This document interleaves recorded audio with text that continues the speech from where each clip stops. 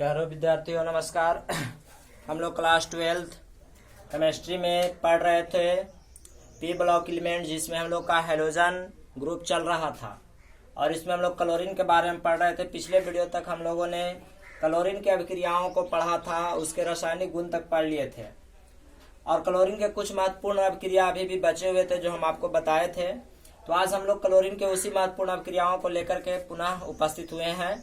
तो अगर आप थोड़ा ध्यान दीजिए तो आप खुद भी इन अभिक्रियाओं को पूरा कर सकते हैं और यह परीक्षा में आपके लिए काफी उपयोगी सिद्ध होंगे।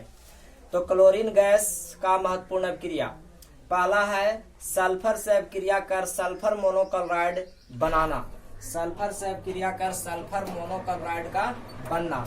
तो देखिए सल्फर से अभिक्रिया करना है किसको से? सल्फर। हम लोग जानते हैं सल्फर का मानक रूप एसिड होता है और क्लोरीन से अभिक्रिया करता है तो Cl2 और क्या बनाता है? Sulphur monochloride H2Cl2। ठीक है, H2Cl2। अब हम इसको संतुलन करने के लिए क्या करेंगे?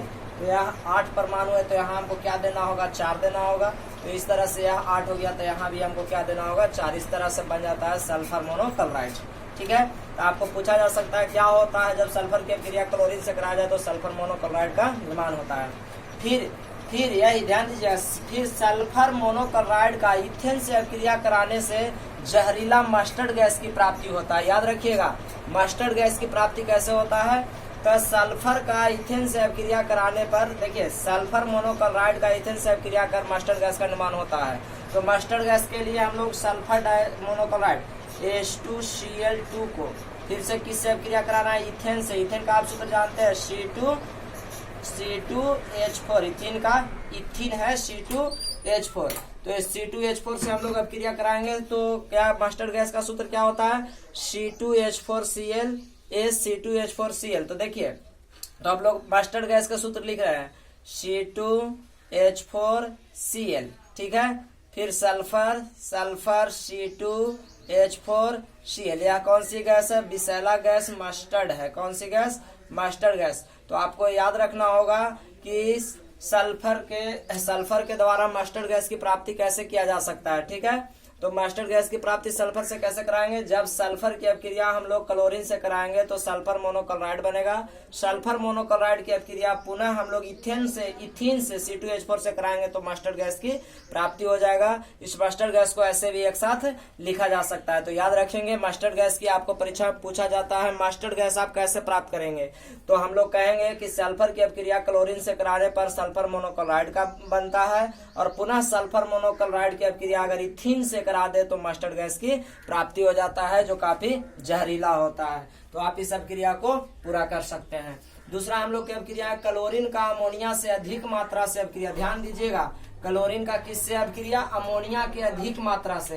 तो देखिए पहले हमने अमोनिया ले लिया NH3 हो गया और क्लोरीन हो गया। ठीक है, तो क्लोरीन हो गया Cl2। तो अभिक्रिया कराएंगे तो आप समझिए पहले तो ये अमोनियम क्लोराइड NH4Cl बना देगा। क्या बना देगा? NH4Cl।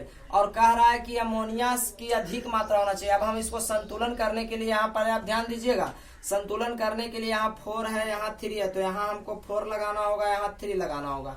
लेकिन अब इसको होने से क्या हो गया कि आपको क्लोरीन 3 हो गया। क्या? क्लोरीन 3 हो, तो यहाँ क्लोरीन 3 हो गया, यहाँ क्लोरीन 6 हो गया। ठीक है, तो यह संतुलित नहीं हो पा रहा है। ध्यान से एक बार देखिए, यहाँ क्लोरीन आपको 3 और यहाँ क्लोरीन 6। तो हम क्या करें? और अमोनिया की अधिक मात्रा कह रहा है तो अब इस तरह से हम लोग थोड़ा सा इसको ऐसे कर दें। ध्यान से देखिएगा कि अगर हम लोग इसको इस तरह से इस मानक रूप को बदल दें, 4 है तो मान लीजिए यहाँ 6 कर दे रहे हैं और यहाँ 8 कर दे रहे हैं। इस तरह से हम लोग को क्या बराबर हो जाएगा? थोड़ा सा देखिएगा, हाइड्रोजन बराबर Cl बराबर और हम लोग को क्या प्राप्त हो जाएगा? तो यहाँ से हम लोग N2 गैस की नाइट्रोजन, ध्यान से देखिएगा N2 प्राप्त हो जाएगा। अब हम लोग को यहाँ क्लोरीन 6 तो यहाँ क्या लगा देना होगा? 3 लगा देना होगा। तो इस तरह से अमोनिया की अधिक मात्रा हो जा रहा है, क्लोरीन कम हो जा रहा है, अमोनियम क्लोराइड बन जा रहा है, नाइट्रोजन गैस से बच जा रहा है। तो ध्यान से देखिएगा, यह आप संतुलन भी चेक कर सकते हैं। 8 नाइट्रोजन अभी भी है, हाइड्रोजन 18 की 24 अभी भी 24 है, क्लोरीन 6 है, क्लोरीन 6 है। यह क्या बन? Ammonia chloride, ammonium chloride. आप ध्यान से समझिएगा। क्या होता है जब क्लोरीन की अमोनिया की अधिक मात्रा से अपक्रिया कराते हैं तो अमोनियम क्लोराइड, उसी अपक्रिया का क्लोरीन का अमोनिया के कम मात्रा से अपक्रिया। अगर अमोनिया के कम मात्रा रखना है और क्लोरीन के अधिक रखना है तो देखिए फिर से हमने रख लिया अमोनिया और फिर से रख लिया क्लोरीन, तो इस स्थिति में अमोनियम नाइट्रोजन ट्राई क्लोराइड बन जाता है। क्या? नाइट्रोजन ट्राई क्लोराइड बन जाता है। तो ध्यान से देखिएगा और देख लीजिए यह क्या होता है कि एक नाइट्रोजन इसके साथ चला जाएगा तो इसको हम लोग को NCl3 बनाना होगा। कह रहा है कि अगर आपको क्या रखना है क्लोरीन का अमोनिया के कम मात्रा से, तो क्लोरीन आपको अधिक रखना है। क्या? अधिक। तो अधिक मात्रा लेने के लिए हम ऐसे करते हैं NaCl3 और HCl का निर्माण हो जाता है। अब इसको आप संतुलन की स्थिति में लाइएगा तो NCl3 है तो यह एक ही उपाय है, आपको 2 और 3 बनाना होगा। 3 है तो यहाँ 2 देना होगा और 2 है तो यहाँ 3 देना होगा। इस तरह से हम लोग को नाइट्रोजन कितना है 2, तो यहाँ भी आपको क्या रखना होगा 2 रखना होगा। इस तरह से हाइड्रोजन आपको 6 हो जाता है। ठीक है, हाइड्रोजन 3 दूना के 6, तो यहाँ आपको क्या देना होगा 6। ठीक है, तो इस तरह से आपको 6 गो हाइड्रोजन मिल गया। 6 HCl, यहाँ भी 6 Cl हो गया। हाइड्रोजन आपको 6, नाइट्रोजन 2, तो अब Cl3 यहाँ 6 हो गया। थोड़ा सा यहाँ Cl3 की मात्रा को और बढ़ा रहे हैं क्योंकि हमको यहाँ 12 करना चाहिए।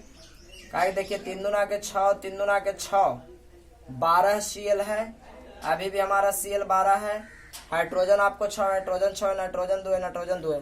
तो याद रखिएगा कि क्लोरीन का अमोनिया के कम मात्रा, जब क्लोरीन का अमोनिया के कम मात्रा से अपक्रिया, देखिए अमोनिया कम है क्लोरीन के तुलना में, तब क्या बनता है नाइट्रोजन ट्राई क्लोराइड बनता है। Nitrogen try chloride. तो ये बात का आप ज्यादा ध्यान रखेंगे।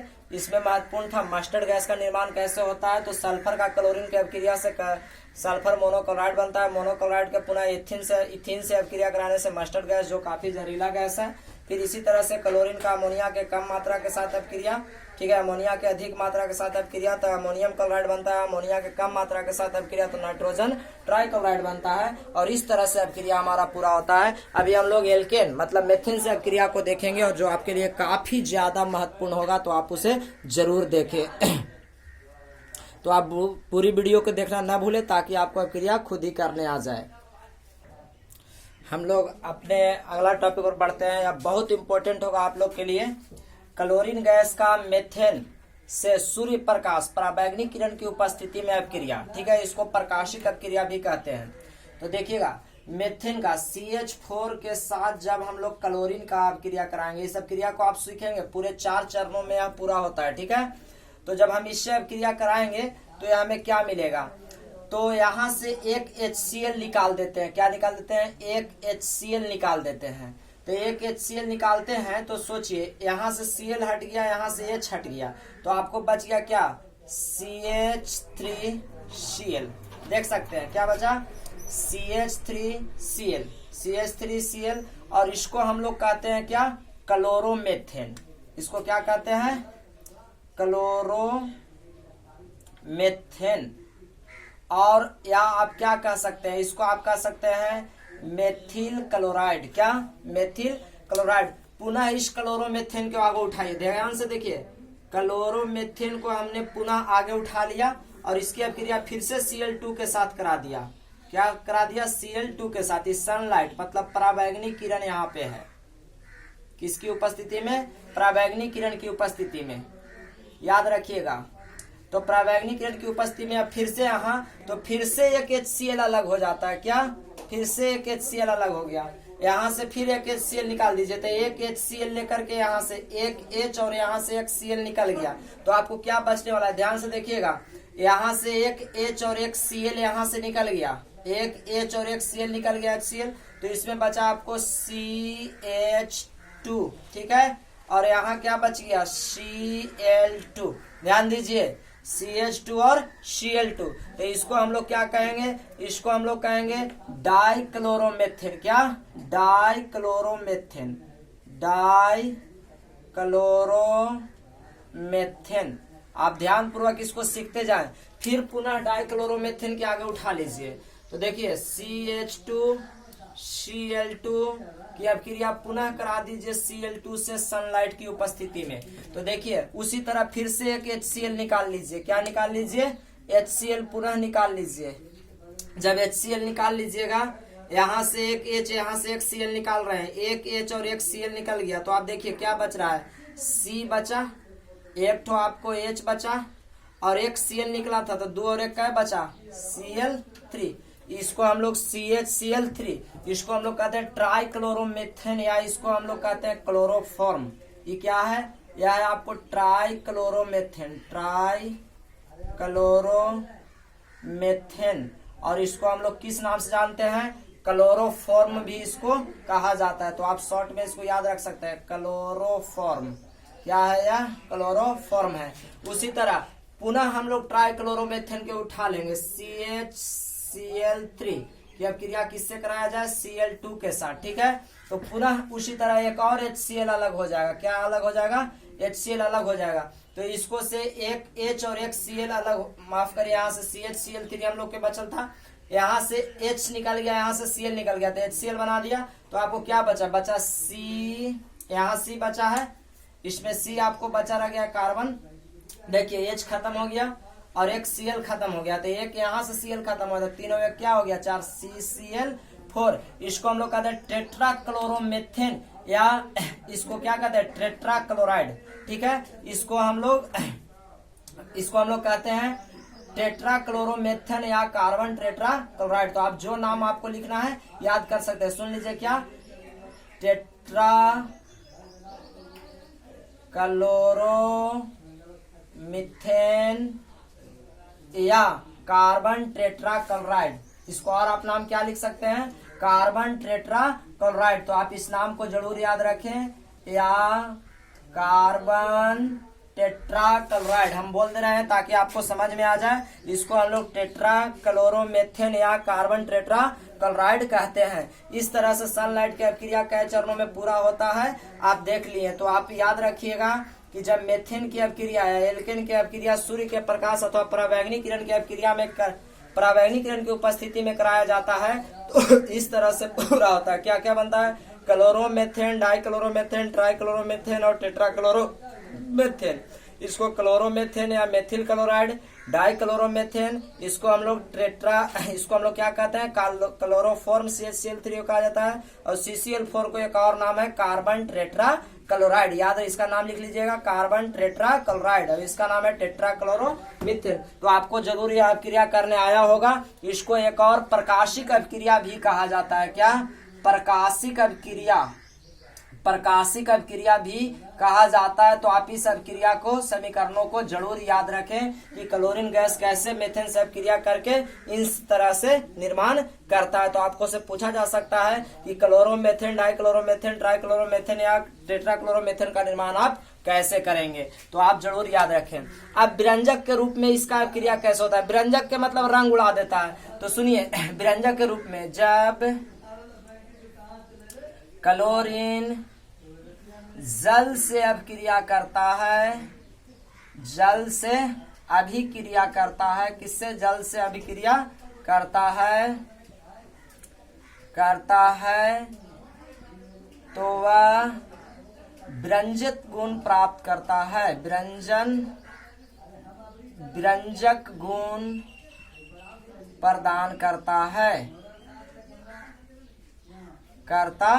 है क्योंकि नवजात ऑक्सीजन बनाता है, ठीक है। तो आप देखिए Cl2 की अभिक्रिया किसके साथ करा देना है? जल के साथ। तो CH2 की अभिक्रिया जल से अभिक्रिया कराते हैं तो हम लोग जानते हैं कि HCl बन जाएगा 2 भाग में और यहाँ पे नवजात ऑक्सीजन प्राप्त हो जाता है। तो यह गुण, व्यंजक गुण किसके कारण आता है? तो नवजात ऑक्सीजन के कारण। यहाँ लिख दीजिए, अर्थात यहाँ मान लीजिए रंगीन वस्तु होगा, क्या होगा? रंगीन। और इसको जल से अभिक्रिया करा दीजिएगा तो यह क्या बन जाएगा? रंगहीन बन जाएगा। तो ये बात का भी आप ध्यान रखिएगा। क्यों ऐसा रंगहीन होता है? नवजात ऑक्सीजन के कारण। नोट, क्लोरीन नवजात ऑक्सीजन के कारण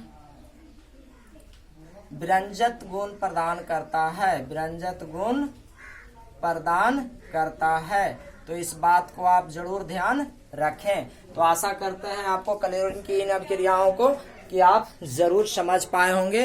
तो अगर आपको यह समझ में आए तो हमें आपसे रिक्वेस्ट है कि कृपया आप इसे लाइक और शेयर करना न भूलें। हम आपके लिए काफ़ी मेहनत के द्वारा वीडियो को बनाते हैं, तो आप इस मेहनत को समझे, केवल आप लाइक करना इसको ना भूलें, ठीक है। तो आशा करते हैं। और क्लोरीन गैस में विरंजक गुण क्यों आता है? क्योंकि जब क्लोरीन जल से अपक्रिया कर नवजात ऑक्सीजन प्रदान करता है तो उसमें विरंजक गुण आता है। रंगीन को जल से अपक्रिया करा देंगे तो रंगीन हो जाएगा। आपको पता है कि जब रंगीन वस्तु को हम लोग जल से धोते तो उसका रंग खत्म हो जाता है। तो इस तरह से आप अपक्रिया को जरूर समझ पाइए। मैं आपको दिखा दे रहा हूँ ताकि आराम से आपको यह दिखाई दे, ठीक है। अब हम इसी वीडियो में आपको क्लोरीन गैस का जो उपयोग है उसको भी कंप्लीट कराते हैं ताकि यह क्रिया हम लोग को पूरा कंप्लीट हो जाए। तो पूरी वीडियो को अंत तक आप जरूर देखें। हम लोग क्लोरीन गैस का उपयोग को देखेंगे। तो क्लोरीन गैस का पहला उपयोग है विरंजक चूर्ण, ब्लीचिंग पाउडर, जिसको हम लोग पढ़े हैं, क्लोरोफॉर्म एवं कार्बन टेट्राक्लोराइड इत्यादि बनाने में। क्या क्या विरंजक चूर्ण, क्लोरोफॉर्म और कार्बन टेट्राक्लोराइड बनाने में प्रयोग किया जाता है क्लोरीन गैस का, हम लोग देखें अब क्रिया में। कॉटन मतलब कपड़ा, पेपर, रेयॉन और कपड़ा इत्यादि को विरंजित करने में। कॉटन, पेपर, रेयॉन, कपड़ा इत्यादि को विरंजित मतलब रंग को हल्का करने में, हटा देने में। जब हम लोग देखें कि जब पानी के साथ अपक्रिया कराते हैं क्लोरीन के तो नवजात ऑक्सीजन देता है और रंग को हल्का करता है, रंगहीन बना देता है। तीसरा है सोना एवं प्लेटिनम के निष्कर्षण में भी इसका प्रयोग किया जाता है। और अगला है वर्षा के दिनों में जल को शुद्धिकरण, जीवाणु रहित बनाने में। देखिए जो पानी होता है, जो दूषित पानी होता है उसको शुद्ध किया जाता है क्लोरीन गैस डाल करके, उसको में कीटाणुओं को मार दिया जाता है, जो पीने योग्य जल बन जाता है। विशेष करके इसका उपयोग वर्षा के दिनों में किया जाता है जीवाणु रहित बनाने में। तो आपको याद रखिएगा कि जीवाणु रहित के रूप में किस गैस का प्रयोग किया जाता है? क्लोरीन गैस का, ठीक है। पांचवा है फॉस्जिन, COCl2 एवं मस्टर्ड गैस C2H4Cls के निर्माण में। तो फास्जिन गैस एवं मस्टर्ड गैस के बनाने में भी इसका उपयोग किया जाता है। तो आशा करते हैं आपको यह वीडियो काफी हेल्पफुल होगा, आपके लिए काफी लाभदायक होगा।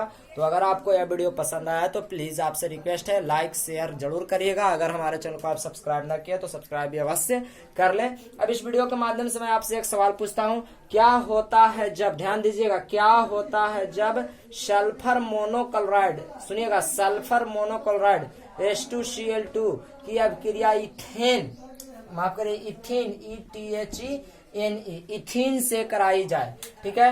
क्या होता है जब सल्फर मोनोक्लोराइड की अभिक्रिया इथीन से कराया जाए? पहला में क्लोरीन गैस बनता है, ऑक्सीजन गैस बनता है, मस्टर्ड गैस बनता है या ऑल बनता है? तो आपको इसका उत्तर हमें कमेंट बॉक्स में जरूर देना है। तो आप अपना उत्तर इस सवाल का उत्तर आप कमेंट बॉक्स में जरूर दें। और लास्ट, अगर आपको वीडियो पसंद है लाइक शेयर जरूर कर दें। तब तक के लिए धन्यवाद, फिर मिलते हैं, नमस्कार।